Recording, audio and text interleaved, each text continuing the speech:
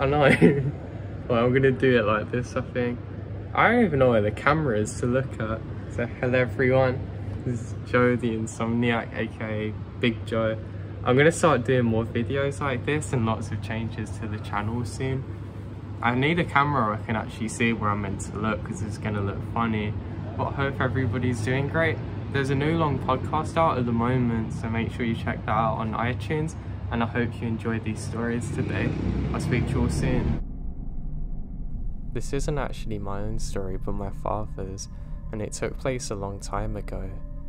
It actually took my dad a long time to tell me this story, and I can see the fear in his face when he actually tells me it, and I've never been able to forget the time that he told me it and couldn't stop shaking. I've decided that with his permission I should share it all with you today, so here's my dad's story. When I was young, I used to love exploring different forests and wilderness areas with my friends. We always had a really good laugh doing so. We would play manhunt and other games and would just stay out later than our parents said we should. We'd always get in trouble for it, but that didn't bother us. They never had a reason to really worry about us. We were never really out too dark, and there was always a bunch of us. But one day that was different. It was just me and my brother. Now my brother was a few years older than me and was really the daredevil out of all of us. He would always do things that nobody else would, and he had a crazy way of persuading me to do things I wouldn't normally have done. Now on this one particular night, it was just becoming dark, and I had a feeling that we should have really got back home. I told my brother this and he laughs at me saying, "No way, we're going straight in to explore that cabin." I say, "No, you're crazy. That thing's miles away, and you know what they say about that crazy guy that lives in there." My brother laughs and says, "What, are you scared?" I say, "No, not at all." And, feeling a little reluctant, I follow him as he steps outside. Now, I have this feeling that I can't actually describe to this day the whole time we're in that forest. Even from the time we just stepped out, I still felt like I was miles away from home. Miles away from anything, and it's something that I've never actually experienced again since. Now, I don't actually know where this cabin is, so my brother has to lead me there, and to be honest, it feels like we're walking for miles. I'm pretty sure we are because it's dark now. No worries, my brother has a flashlight. The biggest fear at this point is that we're gonna fall on a rock and cut ourselves. "I cannot find this thing anywhere," my brother says to me angrily. I say, "Don't worry about it, it's not much further ahead." We eventually reach a clearing where the moonlight illuminates just what we've been looking for.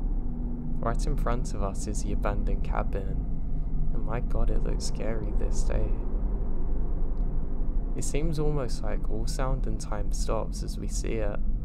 I'm basically stuck in the mud and I can't take a step further. My brother shines a flashlight at it, but believe it or not, the second he does, the flashlight starts bugging out. "God, I should have brought more batteries," he says. "It must be them demons." I say, "Hey, cut it out, you're scaring me." "Not to worry, I've got a spare." My brother slots in the spare battery and it works fine. I'm too scared to actually go up there, so I just wait further back. My brother takes one step inside and screams. I almost have a heart attack. If it wasn't for the fact that 2 seconds later he bursts out laughing, saying, "Come on, there's nothing to be worried about." He's broke the tension now and I decide to step forward, trusting him. Now, trusting him is something that I've always done. Trusting the fact that he can handle any situation and has seen everything. But something just feels different now. As I step through into the narrow passageway next to where the door used to be, my brother says, "Watch out." Just to the corner there's a really big venomous spider, and we do not want to get bit by that thing. And my god, I didn't bother looking up because that would probably scare me even more. We investigate and this place looks like it's been there from the 1960s or 50s. It looks as though it's been virtually untouched by time and there's literally nothing there. Now we start going room by room, and I cannot shake the feeling that we're being watched. Now this place is creepy enough, but the fact that my brother keeps on turning off the flashlights making it even more annoying. I get this icy chill down the back of my neck, almost like somebody's breathed onto me. At first I think it's my brother playing games on me, but I glance up and he's on the other side of the room. Now I'm a little worried, but I decide not to say anything, and that's when we heard it. We hear what sounds like 100 people screaming all at the same time. I think for just a moment that it might be my own mind, and I'm trapped in my own hesitation, lost in fear. But within a second, both me and my brother's eyes meet, and I've never seen fear in my brother like it. My worst fears are confirmed. Whatever this sound is, it's not only me hearing it, it's very real, and it's very horrifying. It only lasts for about 5 or so seconds, but it's absolutely unmistakable. In less than a second, my brother drops a flashlight, grabs me, and in what seems like a massive daze, we're already out through the door. Now what makes this even more crazy to me is the fact that all the animals in the surrounding area are running, and I don't just mean when we actually exited. You could hear them running the moment the scream starts. And the screams stop the moment we get outside. We start running for what feels like an eternity. I don't bother looking behind me. I just start crying because of the fear, and I can feel my brother's hand shaking. We ran all the way home in the dark. It's a miracle that neither of us actually fell or got hurt during this. We're lucky that there's just enough moonlight to actually guide us back the way that we come from. We sprint indoors. My mum's immediately furious that we're out so late and screams at my brother, "Look how scared you've left him. What happened to you guys?" My brother says, oh, we were just messing around with some of the older kids and he got hurt, that's all. And one of the other mums checked him out to make sure he was okay, so we got back later than normal. My mum then says that me and my brother are not allowed out late ever again, and she didn't have to tell us. As I'm telling you this story, I'm starting to feel that fear that my dad must have felt, but I can never truly imagine how harrowing that must have been for him. He said that he never went back to that cabin again, let alone the woods, and he said the screams he heard are almost like in a horror film when you go into a church and you can hear everything echo. It doesn't make sense.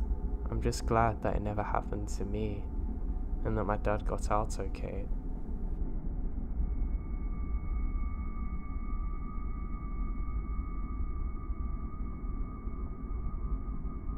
I've been running in these woods for as long as I can remember, but this might make me change my mind.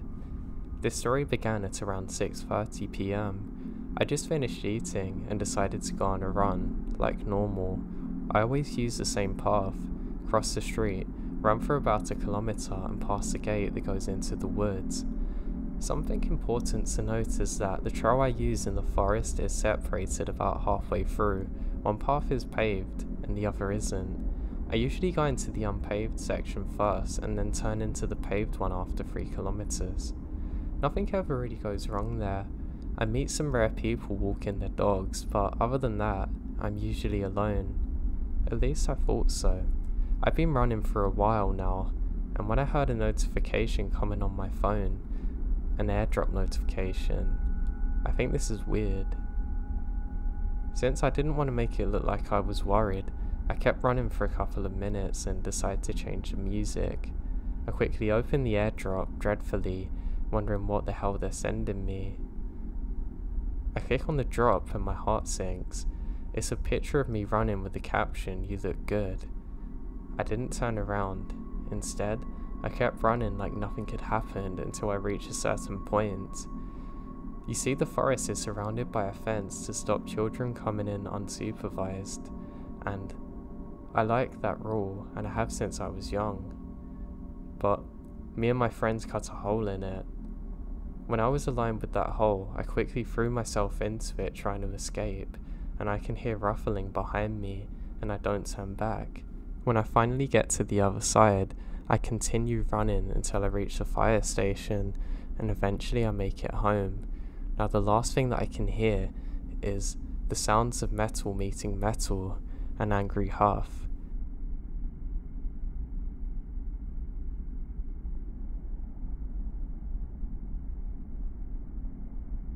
This happened to me in 1970 when I was 11.5 years old. My two brothers and I have always had to walk to and from grade school each day for about 8 years. Since they didn't have a bus for our area, there was literally no other option. This is quite a distance, by the way, and there's no way in current times that there would have been a good bus to actually get there.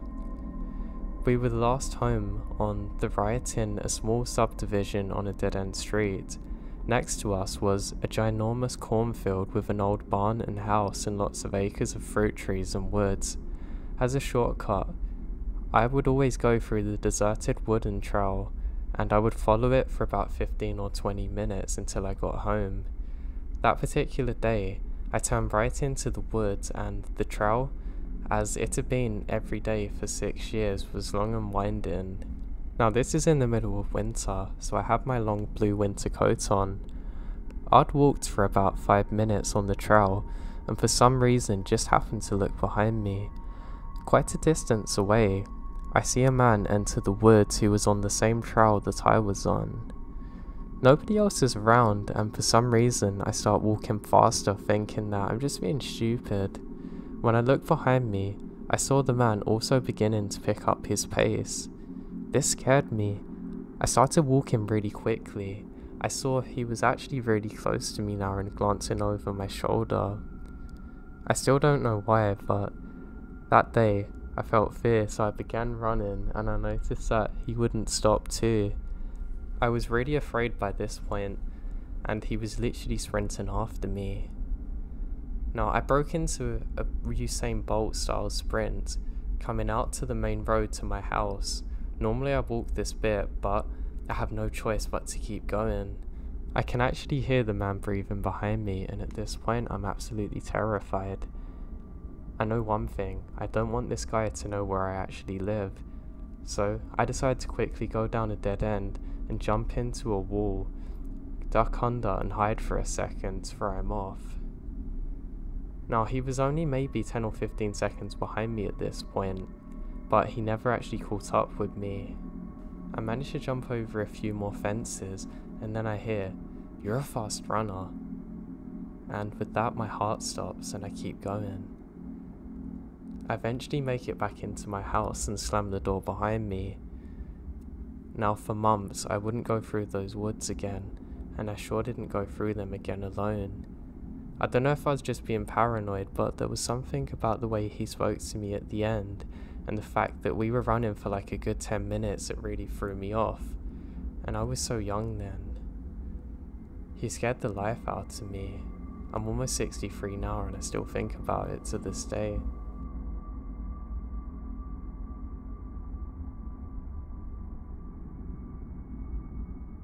I grew up in a foresty area in Queensland, Australia. Oh, I have family there. Australia, as the son of a forest ranger. My whole life we spent a lot of time out in that forest camping, driving through the woods parts that only rangers can usually go to. One place that Dad loves to take us was a little farm in the middle of nowhere that pines out into an impossible to find location.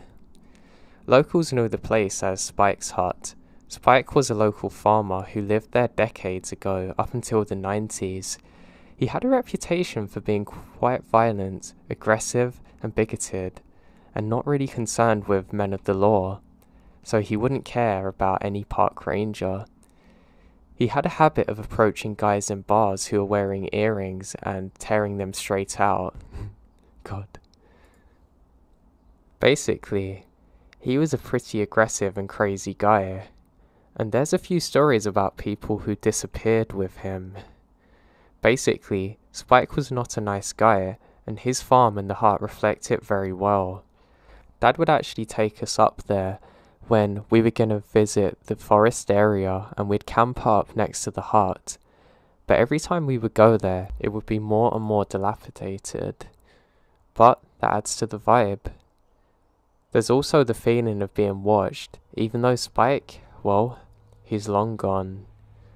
As I got older, I become more aware of signs of life. There would be 44-gallon drums full of smashed beer bottles, fire pits, and reasonably fresh coals. Someone was definitely out there, but God knows how, because it's a snake pit at that point. But Dad doesn't seem too concerned. I mean, he is a ranger after all. Now, on one trip when I was a teenager, things got strange really quick. My friends and I are all piled into my dad's 4x4, and we're driving through the bush to Spike so Dad could tell his scary Spike stories and freak us out. We drove out onto the property, and something immediately captures my eye. Up on the hill opposite Spike's hut, there was what appeared to be a cowboy slumped up against a log. That's weird. Hat over his face, taking a nap. Something about his body position appears unnatural and uncomfortable. It wasn't the way you'd be sat if you're taking a nap in the middle of a workday. There was no reason for him or anyone to be out there. That farm was long defunct and there was no forest business to be taken care of there. I pointed it out to my dad, and instead of letting us get out of the car, he said that he wants to keep driving for something. He maintained that it was nothing but a normal person there, and stop, just don't worry, we'll go back later to check it out. Of course, whenever he wanted to show us something, he would always drive out there into the forest. So, we eventually come back to where I spotted the cowboy. He's still there this time, in the same unnatural position. I yelled out to Dad to stop, reminding him of his promise, but instead, he acted as though he can't hear me, locked the truck doors and drove off. We're going much faster now. We're going through these dirt, windy roads and it's almost dangerous. My friends and I look out at each other in confusion. We all knew this area, and we don't know why my dad's going so quick. This is futile at best, dangerous at worst. My dad denied us ever seeing him or going out there that day, but my friends and I are still curious about what was happening, so a few months later we went to camp out there and find the hut. It took us hours of driving through the forest to get to the gate to Spike's property, but eventually we found it without Dad's help. Something was off when we got there, more so than the other day. My mates jumped out of the car, but suddenly, I don't want to go any further, refusing to walk even an inch, for no visible reason. The vibe was just wrong that day, and it felt like we'd walked into something that didn't belong to us. The tug in my gut got worse, and so strong that I felt like I couldn't move either. It felt as though we'd spent hours finding the place. Now I want to explore it. One of my friends acted brave, walking from the car to the hut with me, quietly acknowledging more and more signs of inhabitants without nodding between us. We said nothing. We're just on high alert. It felt like somebody could be here at any moment and we might be in danger and would have to drop everything and run. We walk up to the side of the hut to find a kind of small shed with 3 walls in it. I hear my friend's voice go squeaky as he called me over to look inside. On the ground is a huge pile of ashes that looks as though somebody's been cooking, and confirming this was the presence of a giant makeshift grill made from the crosshatch wire sitting over the fire hinged to the shed wall. As I'm looking at this setup, I figure that whoever's been here has been cooking and frying large chunks of their kill over the fire. Kinda clever actually, but then my stomach dropped. As my eyes travel down from the grill to the ground, I see a baby's sock, tiny pink terribly out of place one, then some of child's hair, all sitting right next to the ground, next to a woman's weekly Christmas cookbook. That's when the alarms go off in my head. I round up my mates to get out of there. So there's some strange man out in the middle of nowhere in the woods with all this weird stuff around by a huge fire and grill. Yep, we're terrified. We get back to the campground and can't shake the feeling of being watched. All of us are unsettled and pick up our stuff and decide not to stay. When I got home, I tell my dad and he shakes it off as nothing and just overthinking. Now, he says weird stuff happens out there, but I can just never explain this. Even these years later, it still haunts me.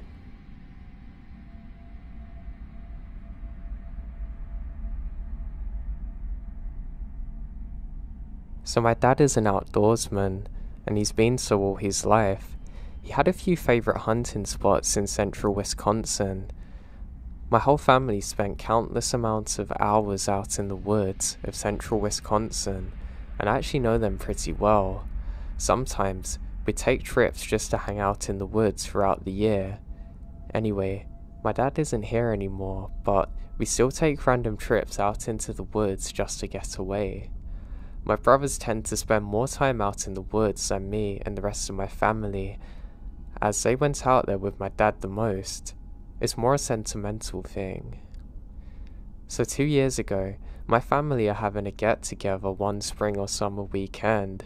After dinner, my brothers went out to the woods to see what wildlife was out there, as one is a photographer and is always trying to get shots of owls, plus they also wanted to check out one of the spots they like to camp at. I don't remember what time it was when they come back, but they're acting off. Then, one of them started talking about something really messed up going on not too far away from one of their camping spots. My mum, my sister and I, almost at the same time, asked them what they had actually seen. They said that they were out by one of their camping spots and had actually wandered around, only to stumble upon what appears to be a bloodbath. They said the blood was everywhere. There's also peppers on the floor, which is really odd, corn husks, and some rocks which are all a little oddly placed. It even appears as though somebody dug a hole to bury something. Now, at first I wasn't really too worried and said it's gotta be wrong, because in the past they would come back with some fake stories, but you could tell when they were fake. But this time, there's not even a hint of a smile or laugh. They said they're disturbed by this, and it's weird with the shape of the hole. It looked as though it was big enough to put a small animal or human body in. They can't stop talking about the amount of blood they saw. We told them that they should call the sheriff's department as it could be something serious.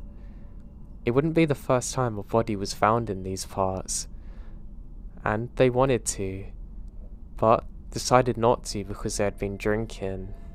Naturally, we're annoyed at them for just not leaving it alone.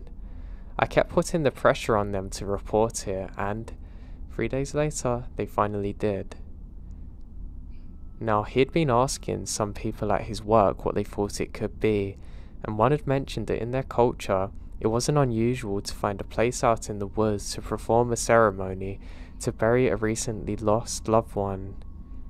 That really unsettled my brother, as cemeteries are where bodies logically belong to go and be laid to rest, and the amount of blood has him on edge and the smell of it. So that finally makes him report it. After the area was investigated, they dug out what turned out to be a rabbit. The sheriff said they really appreciated him reporting it anyway because there are all kinds of weird rituals which happen out here.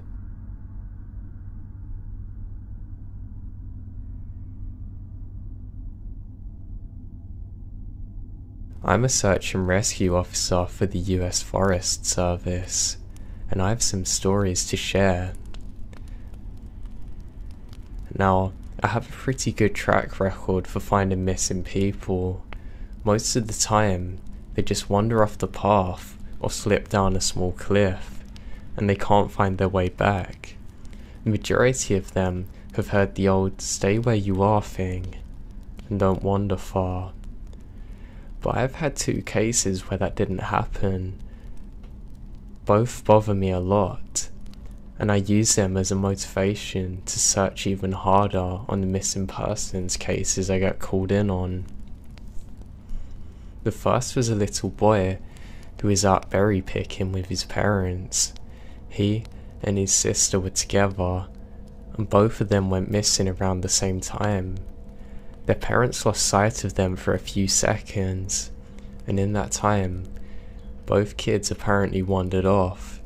When their parents couldn't find them, they called us, and we came out to the search area.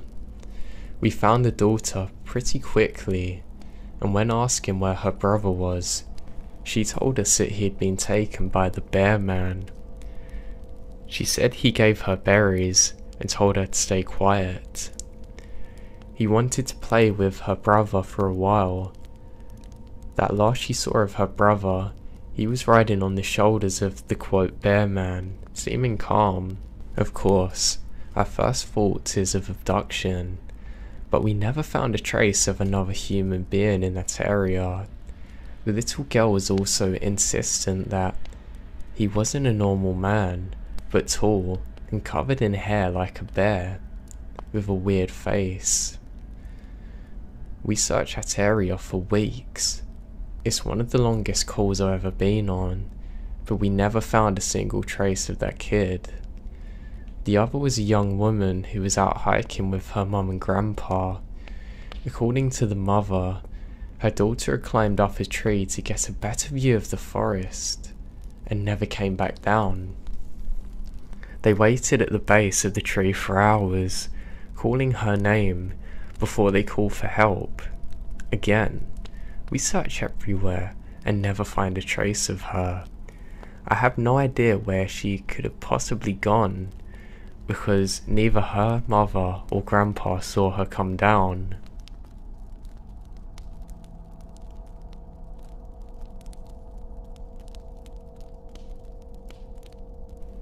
A few times, I've been out on my own searching with a canine, and they've tried to lead me up straight cliffs. No hills, not even rock faces. Straight, sheer cliffs with no possible handholds. It's often baffling, and in those cases, we usually find the person on the other side of the cliff. Or sometimes, miles away from where the canine has led us. I'm sure there's an explanation, but it's also strange.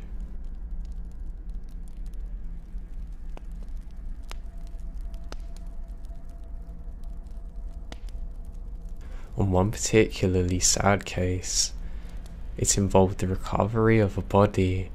It was a young girl who fell down an embankment, getting stuck at the base of a tree in a complete freak accident. I'll never forget the sound her mother made when I told her what happened. She saw the body bag being loaded to the ambulance and let out the most haunting, heartbroken wow I've ever heard. This is the hardest part of the job, I think. It's just terrible.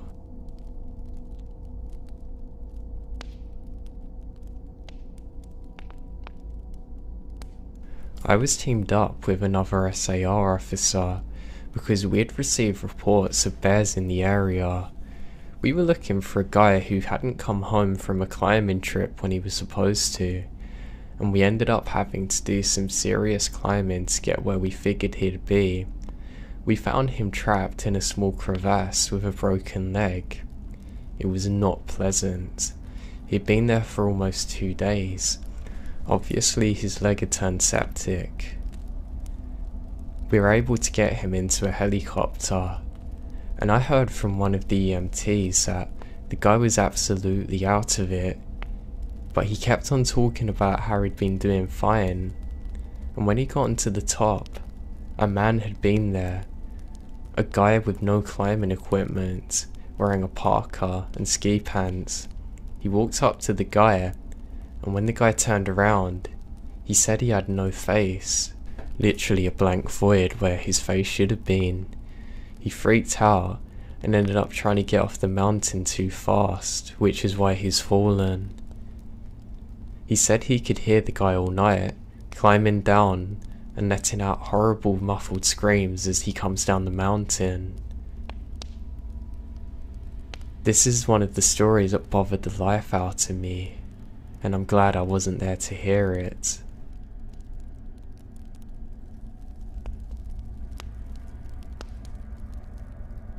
One of the scariest things I have ever happened to be involved with is the search of a young woman who'd gotten separated from her hiking group. We were out until late at night because the dogs had picked up her scent. When we found her, she was curled up under a large rotten log. She was missing her shoes and pack, and she was clearly in shock. She didn't have any injuries, and we were able to get her to walk back to our base. Along the way, she kept on looking behind us and asking, "Why is that big man with black eyes following us?" We couldn't see anyone, so wrote it off as some kind of symptom of shock. But the closer we got to the base, the more agitated the woman got. She kept asking me to make him stop making faces at her. At one point, she stopped and turned around and began yelling into the forest, saying that she wanted him to leave her alone. She wasn't going to go with him. She said she would not give him to us.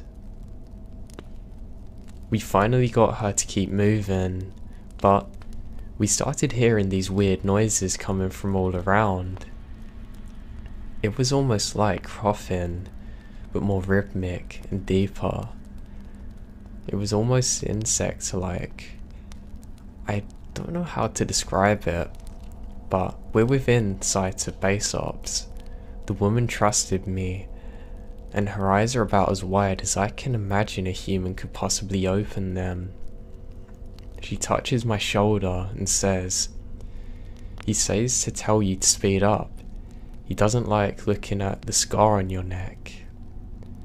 Now, I had a very small scar on the base of my neck, but it was mostly hidden under my collar. The woman couldn't have seen it. Right after she says it, I heard that weird coughing right in my ear, and I jumped out of my skin. I hustled her to ops, trying not to show her how freaked out I was. But God, I have to say, I was really happy to leave the area that night.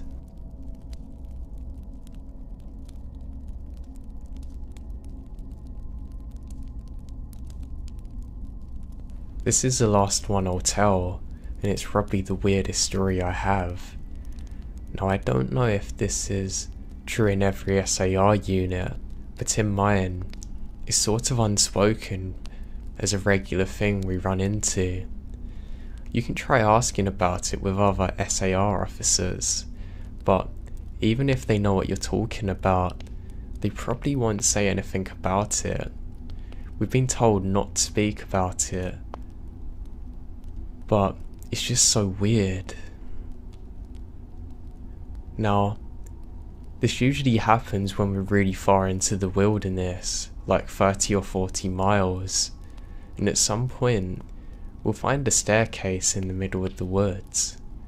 Just like if you took the staircase in your house and cut them out, putting them into the forest. I asked about it the first time I saw one, and the officer just told me, "Don't worry about it, it's normal." Everyone I've spoken to said the same thing. I wanted to go check them out, but I was told very emphatically that I should never go near any of them, and just ignore them when I run into them, because it happens so frequently.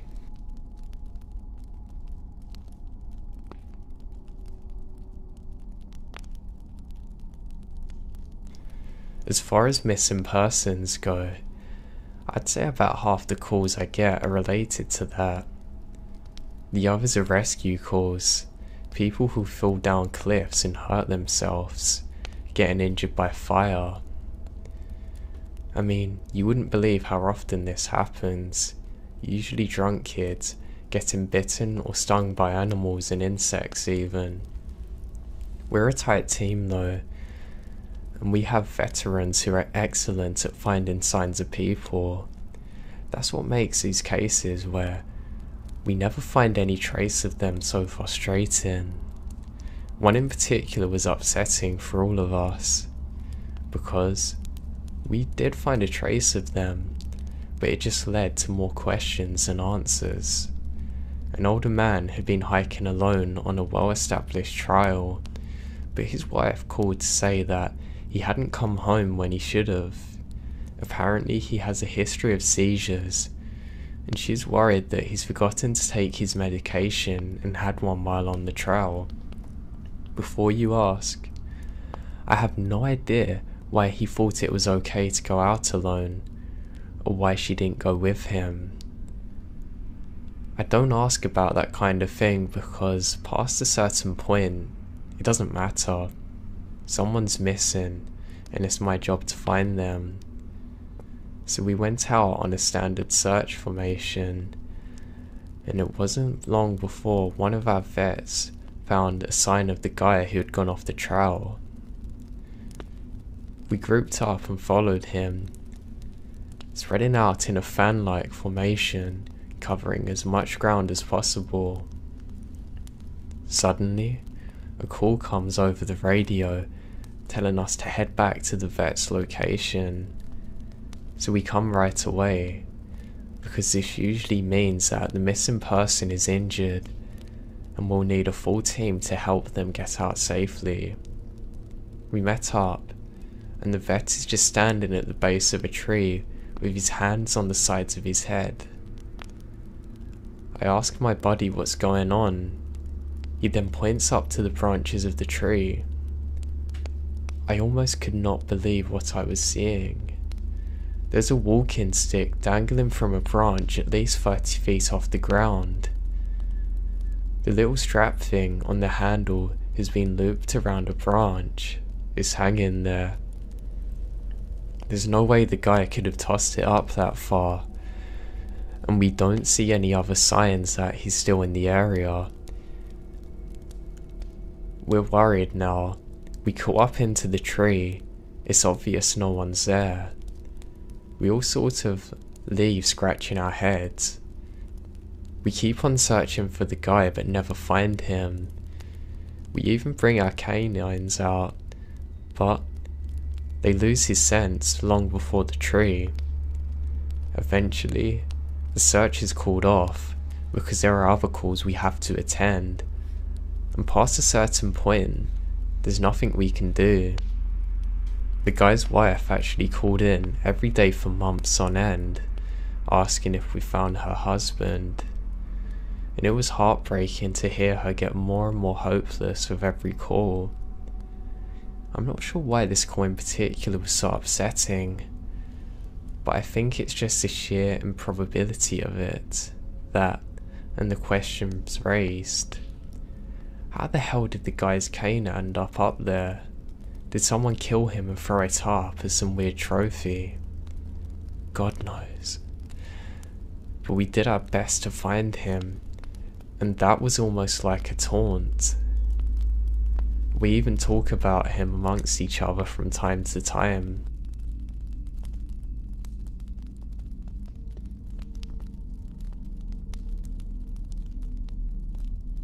Missing kids are the most heartbreaking, no matter what the circumstances at which they go missing under. It's never easy, and we always dread the ones where we find deceased children. It's not common, but it does happen. Now, some people talk a lot about kids' SAR teams finding them in places they shouldn't or couldn't be. I can honestly say that I've heard about this kind of thing happening more than I've seen it, but I'll share one story that I witnessed personally. A mother and 3 kids were out for a picnic in an area of the park that has a small lake. One is 6, one is 5, the other about 3. Now she's watching them really closely, and according to her, she never lets them out of her sight at any time. She never saw anyone else in the area either, which is important. She packs their stuff up and they start to head back to the parking area. Now this lake is only about 2 miles into the woods. It's on a very clearly established trail. Now it's almost impossible to get lost getting from the parking lot area to it, unless you're deliberately going off the path, like, on purpose. Her kids were walking in front of her when she hears what sounds like someone coming up the path behind her. She turns around, and in 4 or so seconds she's not looking. Her 5-year-old son vanishes. She figures he's stepped off the trail to pee or something, and goes to the other two to ask where he is. They then both tell her that a big scary man with a scary face come out of the woods next to them, took the kid's hand, and led him into the trees. The 2 remaining kids didn't seem upset in the fact that it later seems as though they've been drugged up. They're sort of spacey and fuzzy, so of course she freaks out, starts looking frantically in the area for her kid. She's screaming his name and says at one point she thinks she heard him answer. Now obviously she can't blindly run into the woods since she's got the other 2, so she calls the police and they sent out us immediately. We respond and we start searching for him. Over the course of the search and span of miles, we never find a single trace of the kid. Canines can't pick up any scent. We don't find any clothing or broken bushes or literally anything that would signify a child being over there. Of course, there's suspicion about that for a while, that maybe the mother had something to do with it, but it's clear that she's completely destroyed by the whole thing. We look for this kid for weeks, with a lot of volunteer help, but eventually the search peters out and we have to move on. The volunteers keep searching though, and one day we get a call on the radio letting us know that a body needs to be recovered. Now, they tell us the location, and none of us can believe it. We figure it has to be a different kid, but we go out there, about 15 miles from the site where he vanished, and sure enough, we find the body of the right person. I've been trying to figure out how the kid got there ever since we found him, and I've never come up with an answer. A volunteer just happened to be in the area because he figured he might as well look in some places no one else would think, on the off chances a body's been dumped. He comes to the base of a tall, rocky slope, and halfway up, he sees something. He looks through his binoculars, and sure enough, there's a body of a young boy, stuffed into a little opening in the rock, and he immediately recognizes the color of the kid's shirt and knows right away that's him. That's when he calls it in, and we're dispatched. We took almost an hour to get his body down, and none of us could believe what we're seeing. Not only is he 15 miles away from where he'd started, there's no possible way he could have got there on his own. The slope is terrible. It's even hard for us with climbing gear. A 5-year-old has no way of getting up there. Not only that, but the kid doesn't have a scratch on him. His shoes are gone, but his feet are fine. So it wasn't an animal that's taken him up there. Now he'd been out there for over a month by this point, and it looks like he's only passed away in the last couple of days. The whole thing was unbelievably strange, and one of the most disconcerting calls I've ever been on. We found out later that he passed away from exposure, but there's no suspects and no answers to date.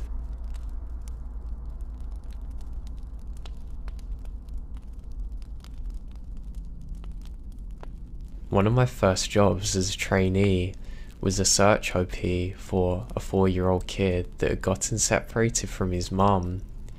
This was one of those cases where we knew we were going to find him because the dogs are on a strong scent trail, and we saw clear signs that he's in the area.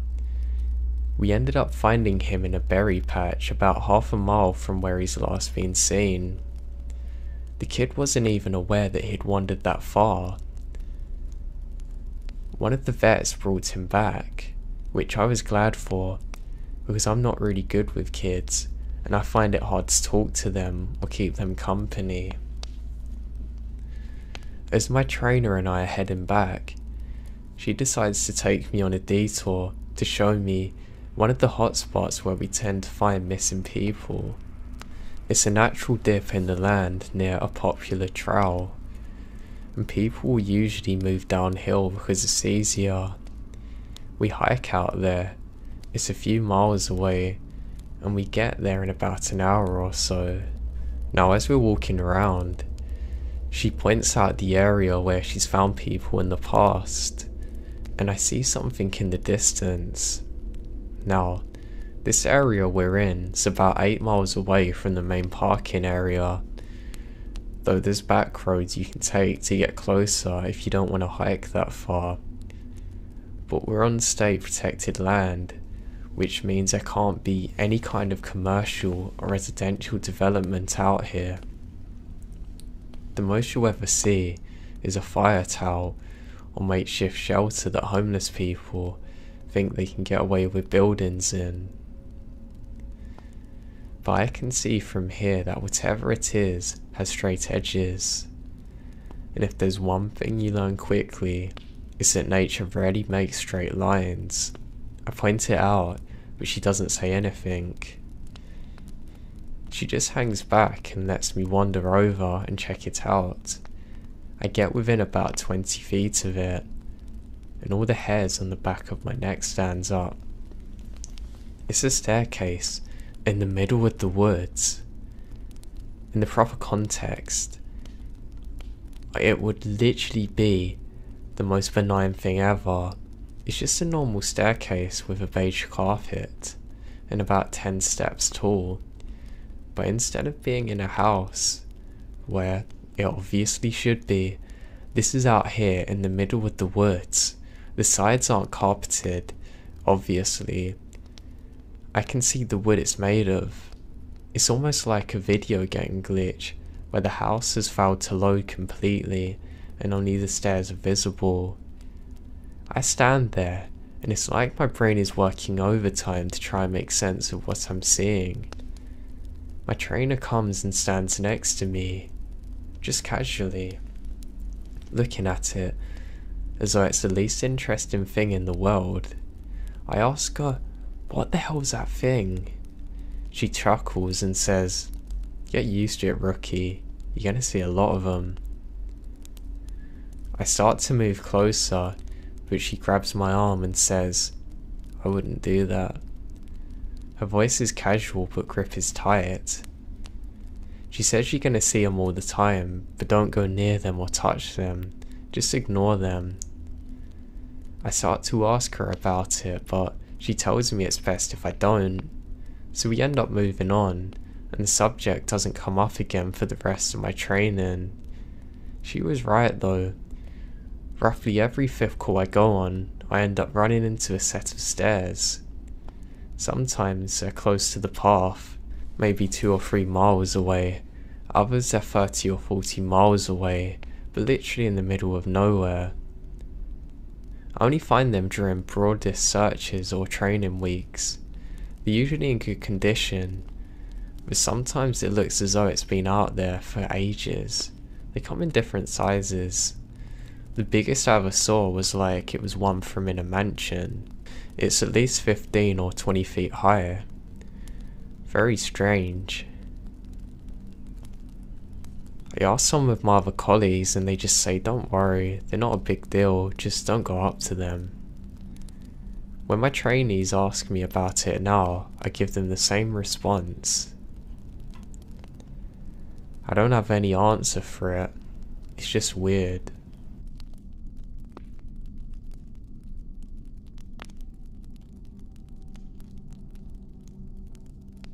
This is another one that is less spoken about and even more sad. A young man went missing in late winter when realistically no one should be that far out onto the trails. Now we close a lot of trails, but some remain open year round unless there's a ton of snow. We did an OP for him, but we have had about 6 feet of snow on the ground, and we knew it wasn't likely that we'd find him until spring came. Now sure enough, when the first big thaw came, a hiker reported a body a little way off the main trail. We found him at the base of a tree, in a pile of melted snow. I knew right away what had happened, and it scares the life out of me. Most of you who ski or snowboard or spend any time in the mountain will probably have guessed too. When snow falls, it doesn't collect as thick in the areas beneath the branches. It happens most with fir trees because they have a sort of umbrella shape. So what you end up with is a space around the tree that's usually filled up with loose, powdery snow and branches. They're called tree wells, but they're not immediately obvious if you don't know what you're looking for. So we put up signs in the welcome centre, I mean big ones. People don't know how dangerous they are, but every year that we get unusual amounts of snow, at least one person doesn't read the sign or take the warning seriously. We find out about it in spring, but my guess is that the young man was hiking, got tired, or maybe had a cramp from walking and went to the base of the tree, not knowing there was a tree well, and fell in. He got stuck up with his feet up. The surrounding snow caved in around him, and he would have suffocated. It's called snow immersion, suffocation, and doesn't usually happen except for places with very deep snow. But if you get stuck in a weird position, 6 feet of snow can get on top of you. What scared me most is imagining how he must have struggled upside down in the freezing cold, and you wouldn't die quickly. The snow would have formed a dense heavy pile on top of him, making it impossible to get out and harder to breathe. He would have known what was happening, and God, I can't imagine what that would have been like.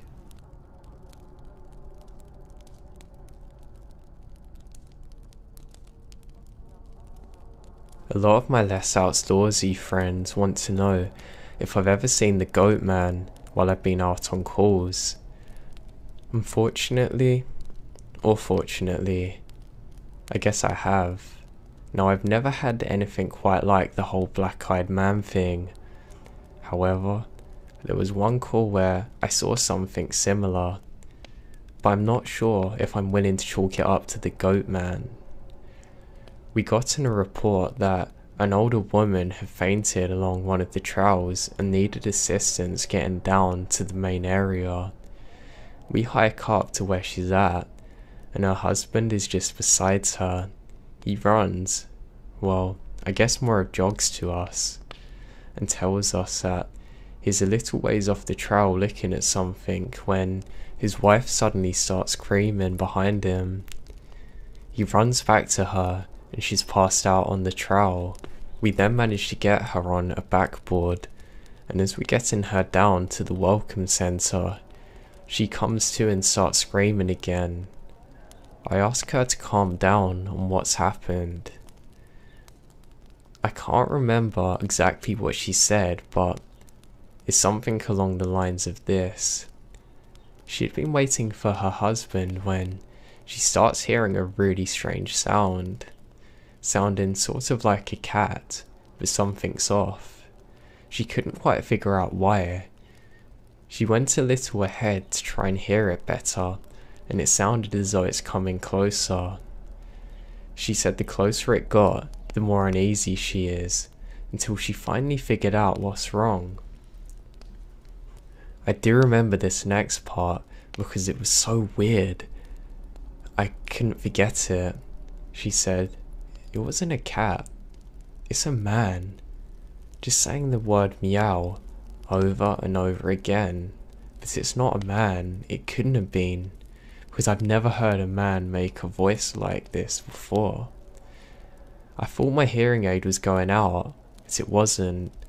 I adjusted it and it still sounded all buzzy. It's awful. He was coming closer, but I couldn't see him.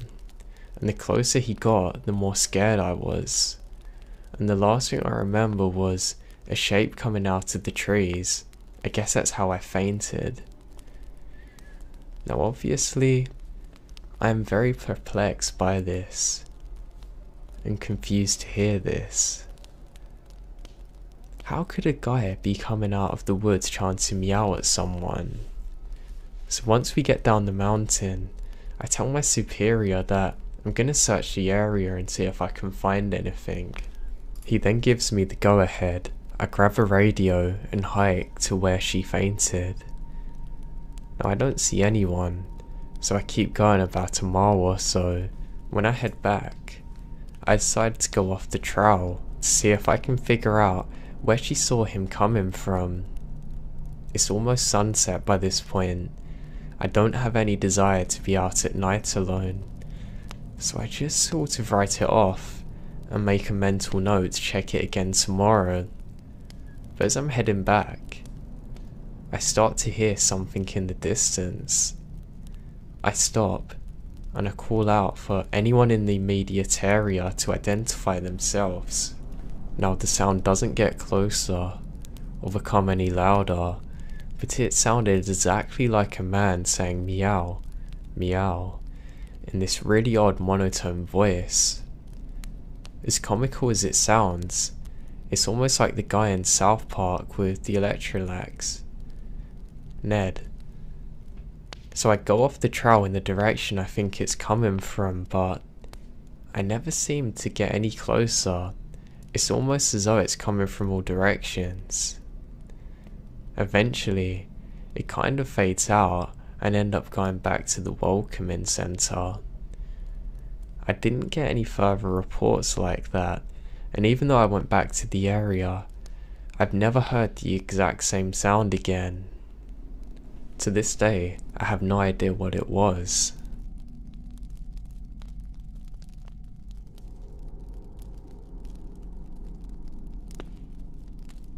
I honestly don't know how I'd forgotten this, but this is the scariest thing that happened to me. I guess I've tried for so long to forget all about it, but it doesn't go away. Now as someone who spends literally all day on their own time in the woods, you don't ever want to let yourself get scared of being alone or out in the middle of nowhere. That's why when you have experiences like this, you tend to just forget about them and move on. This is, to date, the only thing that's ever made me really seriously consider if this job is the right one for me. I don't like talking about it, but I'm going to do the best I can. I recall this took place on the end of spring.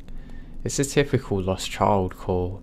A 4-year-old girl has wandered away from her family's campsite and been missing for 2 hours. Her parents are completely despondent and told us what most parents do. My kid would never wander away. She's good at staying close and never done anything like this before. We assure the parents that we'll do everything we can to find her and spread out in a standard search formation. Now I'm partnered with one of my good buddies, and we're sort of casually holding conversation while we hike. I know it sounds boring, but you kind of become desensitized when you've done this for long enough, and just talking's helping us. It becomes the norm. I think to a certain extent, you have to learn to become desensitized. We search for a good 2 hours, going well beyond where we think she should be, and we come out of a small valley when something makes us both stop in unison. We freeze and look at each other, and there's almost a sensation like a plane depressurizing. My ears pop. I have this odd sensation of having dropped about 10 feet. I start to ask my buddy if he felt it, before I can, I hear the loudest sound I've ever heard in my life. Almost like a freight train passing directly by it, but it's coming from every direction at once, including above us. He screams something to me, but I can't hear him. We look around trying to find the source, but neither of us can see anything. Of course my first thought is it's a landslide, but we're not near any cliffs. Even if we were, it would have hit us by now. The sound goes on, and we're trying to yell at each other, but even standing close together we can't hear anything but the sound. Then, suddenly as it starts, it stops. It was like somebody threw a switch and cut it off. We stand there for a second, perfectly still, and slowly the sounds of the woods come back. He says to me what's happened, but I shrug. We stand there, looking around for a minute. I get on the radio to see who else has heard that, but no one has. Even though we're within shouting distance of each other, my buddy and I shrug it off and keep going. About an hour later, we check up on the radios and no one's found her. Most of the time, we won't search when it gets dark because we don't have any kind of lead on her. A few of us decide to keep going, including me and my buddy. We keep close together. We're calling out for her every couple of minutes. By now, I'm hoping beyond belief that we find her. The idea of them being out on their own is awful. The woods can be an intimidating place in the daylight, but at night, it's a whole different beast. But we're not seeing any signs of her or getting any responses. And around midnight, we decide to turn around and head back to our rendezvous point. We're about halfway back when my buddy stops, shining his light off to the right of us, into a really thick deadfall, or group of dead trees. I ask him if he's heard a response, but he just tells me to keep quiet and listen. I do, and in the distance, I can hear what sounds like a kid crying. We both stop and listen, but only get this faint crying back. We head in all directions of this deadfall and go around it, calling her name over and over. As we get closer to the crying, I start getting this weird feeling in my gut. I tell my buddy that something's not right. He tells me he feels the same way, but we can't figure out what it is. We stop where we are and call the girl's name out again. And at the same time, we both figure it out. It's a crying loop. It's the same little hitching sob, then wail, then hiccup, repeated over and over. It's exactly the same every time, and without saying another word, we both take off running. It's the only time I've ever lost composure like that, but something was so incredibly wrong. And neither of us wanted to stay out there anymore. When we got back to the rendezvous, we asked if anyone else heard it, but no one else knew what we're talking about. I know it sounds sort of anticlimactic, but that's the most messed up thing I've ever heard out on the job before.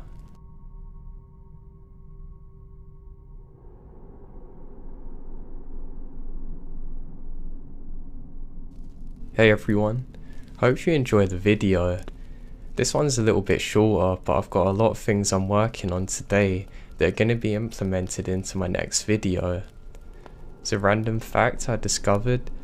For some reason, I can sing Old Town Road by Lil Nas X really well. I have no idea why, but my only theory is that I used to be a Texan country singer in my previous life. But anyway, hope you all enjoyed the video and have a great day.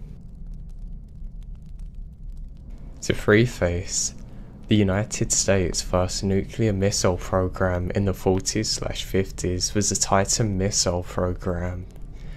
Titan missiles were enormous liquid-fueled rockets, flying skyscrapers of nuclear Armageddon. Housing these missiles was a massive task, as they're over 100 feet tall and obviously can't be kept above ground in view of enemy spy satellites. So the US government poured many millions of dollars into building a massive underground silo for upkeep, construction and launch. These silos dot the Midwest and many other remote parts of America. After barely a decade though, the Titans were phased out in favour of more efficient solid fuel rocket designs. The old silos were quickly packed up and abandoned, and they've remained virtually untouched for over 70 years now. My friends here and I decided to go and poke around one, as you do. We did some primary research, located a silo that was too far out of the way to be adequately defended, and stocked up on supplies. Respirators, dark blue clothing, trashable shoes, and high power flashlights for some adequate setup. We lied to our parents about where we were going, telling them some half-baked lie about going stargazing, and set out. We drove about an hour and a half into nowhere, Colorado, farmland as far as you can see, with the mountains barely viewable in the distance. It was a cloudy night, and the moons peeked pensively through holes in the overcast. We found a ditch near where the GPS was telling us to go and stashed the pickup. We walked about 10 minutes past the "You are trespassing" signs before we started to see the great concrete circles laid out on the ground. We knew we were in the right place. We fumbled around in the dark for a while before finding the entrance. At the bottom of the recessed area of the plains, we found a single window, formerly barred, but some good Samaritan before us had gone through the trouble of sloppily cutting out the bars. We donned our respirators, jumping into the inky blackness abyss. Now the first thing we saw when we turned on our flashlights was asbestos. It hung so thick in the air, you could see it floating lazily around, leaving currents behind us as we moved. The second thing we saw there were bodies, all kinds of woodland creatures in various states of decay, arranged in a semicircle around the window. For reasons I can no longer fathom, we didn't take that as a sign to dodge out of there, and decided to push into the silo. The first room we enter is large, 3 stories tall, with everything of value long ago stripped by the government or looters. Water had been seeping into it for decades, turning the entire structure into rust.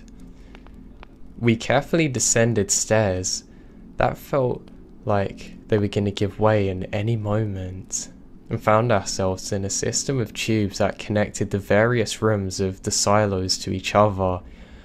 We went room by room, examining the graffiti ranging from profanities to pentagrams. As we descend further, we reach a point where all the flooring had given way. All that remained were sharp, narrow supports over a soup of chemicals and rust. Still we press on. We never actually made it into the silo properly, however, because we started hearing it. The silo was a huge cavern, and all the falling water droplets echoed endlessly, creating an eerie, inescapable reverberation. The silo seemed to groan at our approach. It's a noise unlike anything I ever heard before. It penetrated my soul. At this point, we had enough, scurrying back out. We pull ourselves out of the Mensa to find a storm had developed in our absence, thunder rumbling in the distance as we started towards a pickup. The lightning crackled, and we saw our pursuer. He was about 200 feet back. Every single time we look back at him, he seems to be the same distance. We sped up, so does he. When we saw the pickup, we broke into a dead sprint. I looked back one more time, And there he is, bearing down on us. We jump into the car, screaming, "Get the hell out of there!" The engine roars into life, and we speed out of there, shook the whole way home.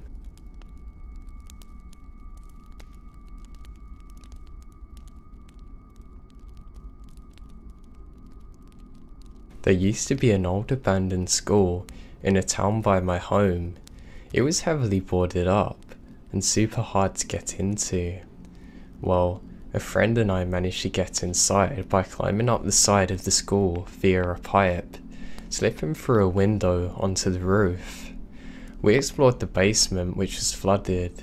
It was super creepy, seeing stairs disappear into water. We had just left the gym when we heard footsteps coming from the doors on the other side of the gym. Scary as hell, especially considering it sounded like it was one person, not another group of explorers like us. It's also blocking our exit to the roof. The only way out otherwise is behind us through the boarded up doors. They sounded like someone is walking around, stomping periodically. There was no light coming from that direction. We cannot fathom why somebody would come into a creepy place like this alone. I mean, even with the water, it's so dangerous. We waited for the footsteps to stop, then snuck across the gym, peered down the hallways and see no one. We then continued towards the stairs, which led us back to the roof. Halfway down the hallway, we hear someone sprinting behind us, probably 50 or so meters away. So down a typical high school hallway. Now, it is mostly dark in here, but there was a small amount of light coming in through some cracks in the window boards. Still, we don't see anything behind us. As we quickly ran up the stairs, we didn't stop until we got back to the 4th floor. We listened for noise and hear nothing, hopped out of the window, climbed back down the pipe. This is legitimately the most scared I've been in my life. I have no idea what the hell was going on in there or who that was. I just hate the thought that someone was in there alone, stalking us.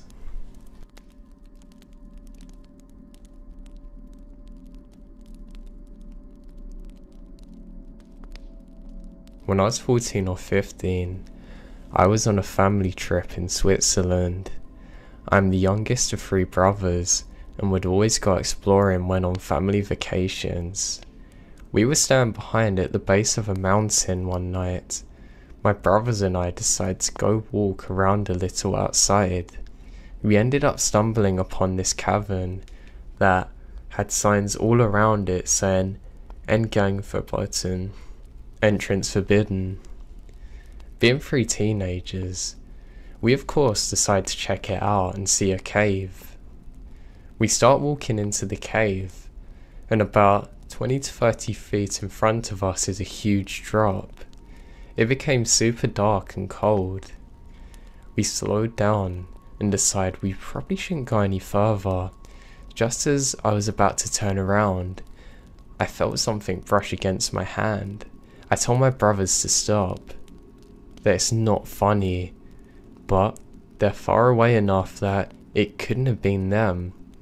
I then reached out in front of me and felt this wet, furry thing. Now I start to panic, but I remember I had a flashlight in my backpack, so I grab it, turn it on. And to my horror, I see rows and rows of dead deers hanging upside down with their stomachs open. Worse, some are still fresh. I had no idea why this was in here, and I ran like I've never ran in my life before.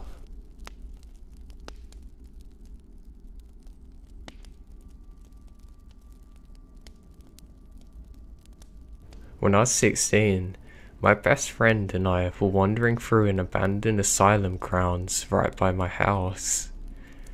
There was one tall tower that had been dark and locked up for as long as I can remember. This time, not so much. At the very top, there's a light on, and we heard a strange barking noise. At first, I thought it was coming from someone else walking their dog in the area, but no, it was from the top of the tower. We hesitantly look up, and there was a silhouette in the window. The barking was coming from a person. Without even thinking, we took off running. Behind us, the person starts running and calls out in a singing voice, "Bye now." I stayed away from that place for a good few years afterwards.